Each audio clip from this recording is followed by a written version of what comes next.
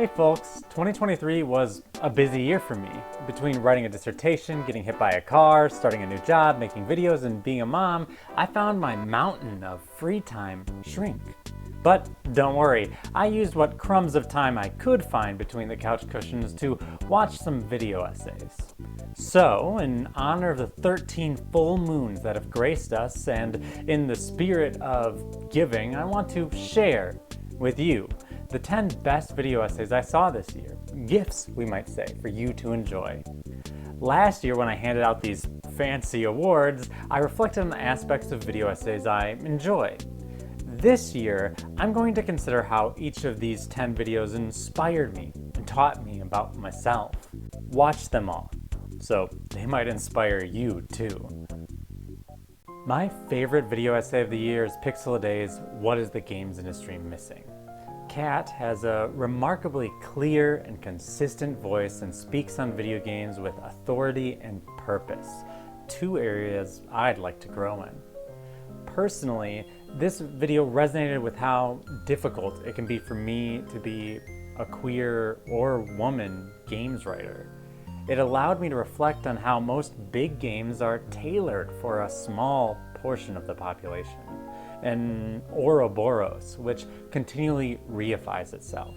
As someone knee-deep in a new stage of life, that being motherhood, I find my tastes changing drastically from what's popular. And I want more games that reflect that. Pixel a Day's video made me aware of that desire. How beautiful is that? I did not purchase a home in 2023, but that didn't make Kai After Kai's The Importance of Spaces and The Last Black Man in San Francisco any less relevant to me. Their discussion of the film and our relationship to places is such a wonderful performance filled with passion and zeal. I am grateful for Kai After Kai's video. They helped me better understand my wife and children, their desire for stability, and why that may be valuable, which is particularly important considering ours is a foster home, a place where young people need stability.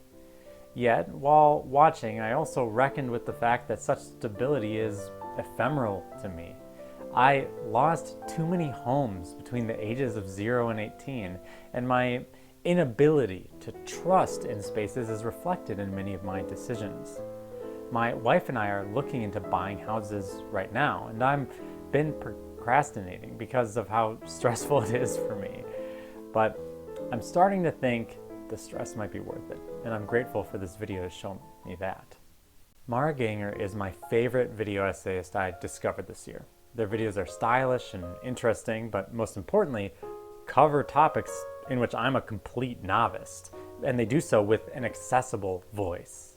I could probably recommend any of her videos, but I'm going with 24 Killers, Embracing Love Deluxe Legacy, though it inspired me in a rather unusual way. You see, while the video was great, the main thing it did was push me to play the game Moon RPG Remix Adventure, or Moon Remix RPG Adventure, sorry, that gets confusing.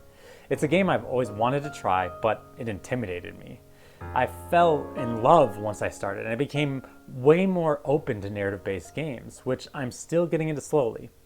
But if I had never seen Mara Ganger's review of that game I still haven't played, I wouldn't be on the long route to eventually playing that game someday. I love it when video essays get me to change in a real, tangible way, and the hours of my life she borrowed from me by getting me to play Moon are invaluable. I managed to inspire my extended family to watch Fantastic Mr. Fox this Thanksgiving, mostly because I didn't want to watch a Christmas movie or some animated crap with a turkey as the main character. A few weeks later, I stumbled upon Napoleon VII's It's Okay to Leave the Kids Table, which is a relaxing, observant, and smart look at the change we naturally experience as human or animal beings. Napoleon VII inspired me to appreciate Fantastic Mr. Fox more, sure, but importantly, they got me to think about who I was once and how I view myself now. I love the metaphor of the kids' table used throughout the video, and I realized that I kind of still have a I'm at the kids' table mentality, and maybe it's time to grow out of it. On the subject of maturation and change, Phil Motter's How Sable Helped Me Embrace Change got me reflecting on adulthood in a different way. The video is comfortable and has approachable energy. I'm currently in the midst of massive life changes. I've lost a close friend recently. My time as a graduate student is finally over. I've got a full-time, real person job. My kids are becoming a dominant force in my life. I'm scared of all this. I'm really scared of all this. Phil Motter's essay on embracing change made me feel a bit more comfortable with all that's going on, and for that, I'm endlessly grateful. I don't think we'll ever get through one of these yearly lists without mentioning transparency. That is, until you people make them big enough to automatically be disqualified from this competition. It's difficult picking just one of the best YouTube duos videos to recommend, but Outrun and the Unattainable Horizon stuck with me because it perfectly reflected back at me a truth I started to ignore. At the start of my summer, on Memorial Day weekend, I vowed to my wife and family that I would live summer in the moment. Then, immediately, I spent 14 hours a day for 2 months working on a dissertation. Right after that, and 2 days before that video even dropped, I was hit by a car and had to spend a whole month inside recovering. I didn't get around to viewing this video until summer was over, and I realized the moment passed me. It slipped right through my fingers. Yet that moment, that promise I made to myself, was an unattainable horizon. How can I ever plan to live like that? I don't know, but I'm going to keep trying to take life as it comes to me, even when it sucks, and I hope these truths stick with me a bit longer this time. Skyhopper routinely makes videos which wow me, but my favorite of the bunch is his long boy. Final Fantasy VII is not about the environment. Maybe I should let you guess what it's about. This video inspires me as another artist. First, it's deeply personal and reflective in a way I aspire to make art, but I'm also incredibly self-conscious about when I do. Seeing someone else pull off the trick so marvelously makes me want to keep at it. Also, Skyhopper's vid is deeply meaningful. He hopes on some level that it will influence the world in the way we see the world. I think I sometimes treat my own videos like little emotional playthings, but this reminds me that my voice is important, and to consider pushing my viewers toward action a little bit more, like you, in this video, as you'll come to see. To be honest, the Leftist Cooks are one of my favorite YouTubers, but I often avoid watching their videos. While accessible, certainly more accessible than my own, they feel so daunting for me to watch. Maybe it's because I know they'll teach me truths I'll have to work to internalize and make real, as is the case with their fantastic video, Harm and Justice. I took my time with this one, watched it piecemeal. I laughed in moments, I cried in others. I learned so much because they're brilliant and always have important things to say. They inspire me to think of my audience, you, as people I could help in a more practical sense than sharing my personal experiences and making you feel emotions, which I hope I do, at the bare minimum. Maybe I can help you become a better people, like Leftist Cooks make me a better person. I hope someday I can get there, even if it takes a lot of courage.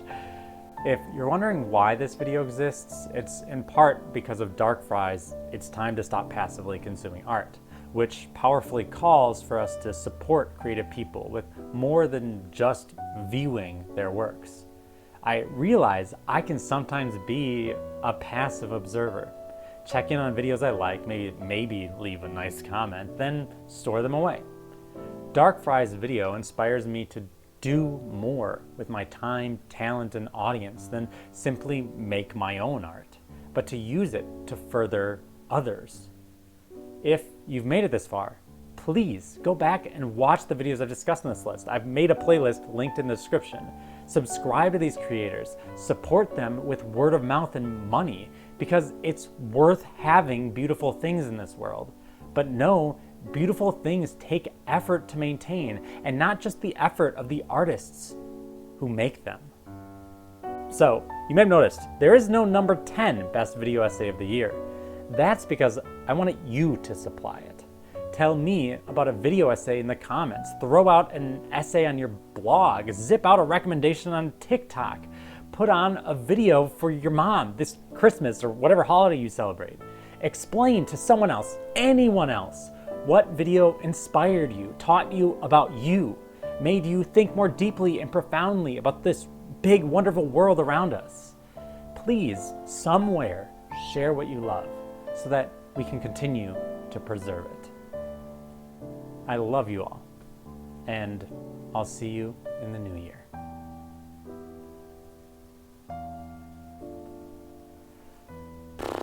Patron names are gonna go here. I love you guys.